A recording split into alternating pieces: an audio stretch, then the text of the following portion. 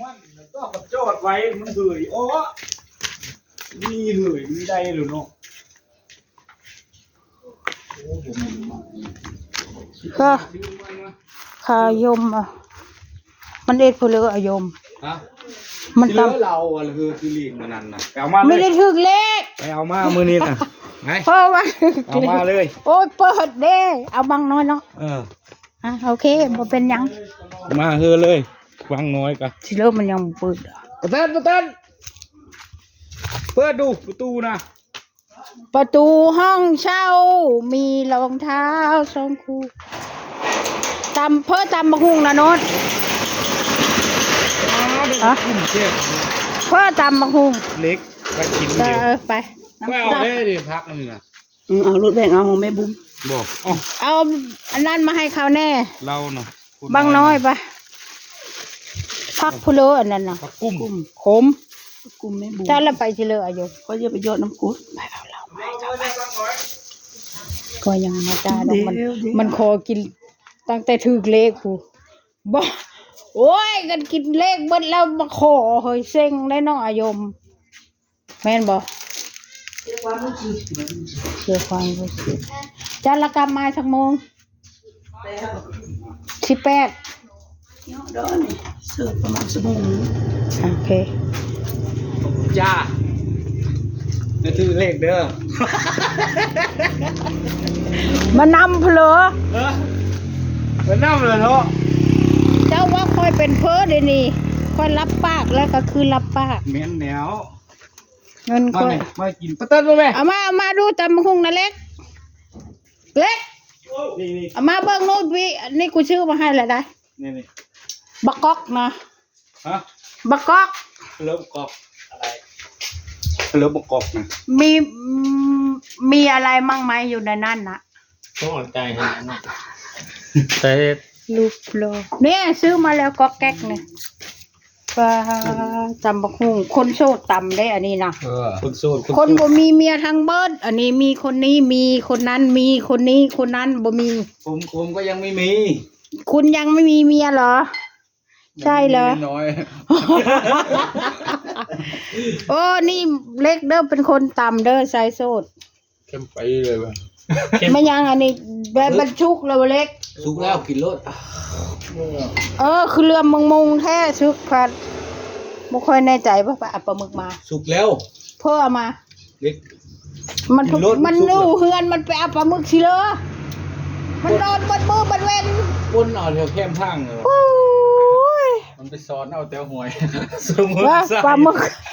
กห้วยมังทรายมีบ่กินแล้วแม่บักต้นคือถามกินแท้เหล้าน่ะ ก็มันขึ้นมาจากทะเลเนาะ เชยกินแล้วกินแล้วแม่มังเอาต้นชดปั่นใกล้ต่อพ่อแท้ ปลาหมึกโมตุนเนี่ยมันเป็นซ้อนอ่ะ โอ้เซฟเถอะบ่เบิ่ง มันกระโดดอ่ะไม่ได้ผลชื่อครับประเด็นสุรุ มันไม่เชื่อผงชูรส ฮะ มันไม่เชื่อน้ำตาลเชื่อน้ำตาลเยอะเชื่อ มีกระโดดว่ะ ก็พอกินอยู่เนาะยายย้องกินได้เฮากะ เข้มว่ะ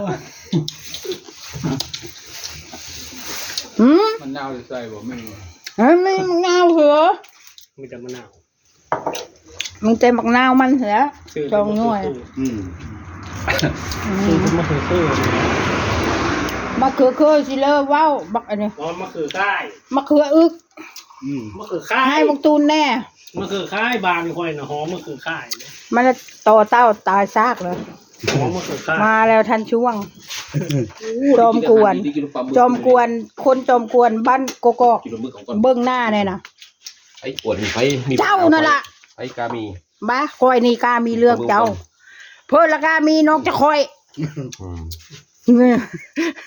มันลมคุมเดือดเก่งหน่อย นี่ ดูเดี๋ยวนะคือ อ้าวก็เจ้ามีแม่นกุ้มคอยบ่ซะ มันลมคุมเดียวแล้วเก่งเราดอนทหารเขมรนี่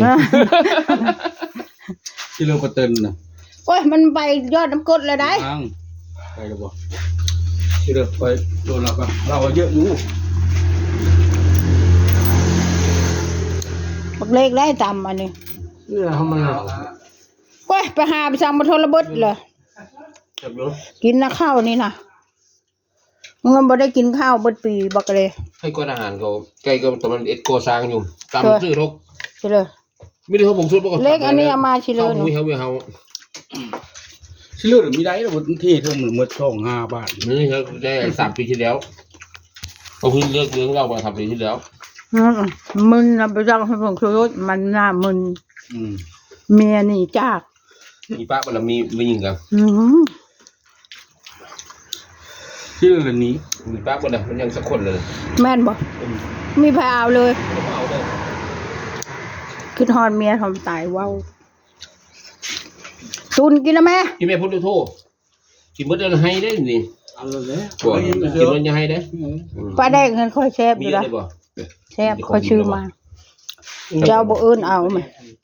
จบแล้ว ปลาหมึกเล็กมันฮอนบ่แซ่ เอา บ แล้วมือก็นอนได้ มึงว่า เป็นอันนอนทำไปแล้ว ชื่อเรื่องไอ้ยื ยื น นนอนก็ได้ เมื่อไอ้เผือยามนี้เนาะ งาบจะกูจะกินได้ งามรถอย่าไปเห็มไม่ กิน เลย รสบ่มีแค่ว ที่ไม่เหมือนมากเลยพูดเลย มาแต่เฉลิมแล้วว่าบักตูนไป มันไป ซ่อนเอาอยู่ในห้วยเนี่ยแม่นบ่ตูน ปลานี่บ่ เออ งาบแต่ ซอยข้างอย่างแล้ว ข้างซะก็ ซอยข้างอยู่แล้ว ข้างนี่นะเนาะ มาแล้วฉันเชิม มาตำหุ้ง เอาเพิ่มเสียงมาเพิ่มกับจุ่มเบิ้ลนี่นี่มันจะเต้นนี่เลย เอาพวกเปิดเนาะพวกนะ เพราะเอาของตะช่วงมาเปิด อย่างเราพวกพูดบอก มันแพ้แล้ว มึงจะลองได้ เรื่องเลิกคนละให้มันพัง นอนบักตูนมาเต้นยกแยกๆแล้วมือนั้นกะเปิดเพลงพาดไปเต้นอยู่หัวมันนอนพุ่นแม่ ตุนบอก ว่า บอก ดีแล้วบอกกันยัง ครับ มวยบ่ฟ้า คนละ3 ดอก ทางมันยาวเนาะ นี่ก็ลองบ่ แกงเพลินน่ะเล็กจะว่าได้แกงบนตาตะยำฮะ ชื่อเรียกกระถือเจ้า มาตั้งแต่ แม่นบ่ เอามาเฮ้ยมากระตุน ก็ไม่ได้พูดกินเป็นเรื่องมันมีเซฟบ่เพิ่งมีกินของเราเนี่ย มันเป็นเลยตุน ชิมกินไหมตุน เหลือ ลูกพี่ แกงบอลนี่ลุงเตรียมบ่ บอลมันแห้ง ไว้นะบอนขี้เล็กก็กินความขี้เล็กอีกกว่า แห้งเปิดตายเปิด เอาก็อ้อมบอลเนาะไปสิทำไปเฮ็ดไปเลยซะ แห้งครับเอาแล้ว ฮะ พอชวนน้องแม่ เฮ็ดบ่เป็นพติบักอันนี้ เห็นตัวได้บักเขา เลิกที่เพิ่มกินแทนบักตุนก่อน แซ่บอยู่บ่ตะช่วง ยังไม่ได้กิน มันตรงหนักครับสอยมือได้ เอาเวฟนะมาตีนะค่อยสินะ แต่เค็ม ไม่ได้กันก็ไม่ได้นะ เค็มบ่ พอดีจับดู นี่แล้วมันแกง